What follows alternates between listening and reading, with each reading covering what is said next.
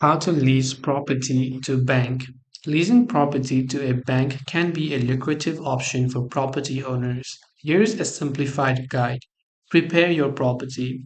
Ensure that it meets the bank's requirements in terms of location, size, condition, and facilities. Number two, gather necessary documents. This includes property title deed, tax receipts, floor plans, etc. Number three, approach banks. Contact banks directly or through real estate agents specializing in commercial leasing. Negotiate lease terms. Discuss rent, lease duration, maintenance responsibilities, etc. And lastly, finalize the agreements. Get the lease agreement drafted by a legal professional and sign it.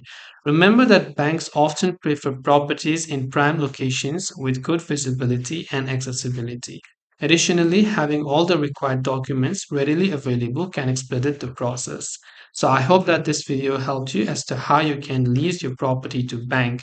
If you have any questions, feel free to leave them down. Thank you for watching and see you in the next video.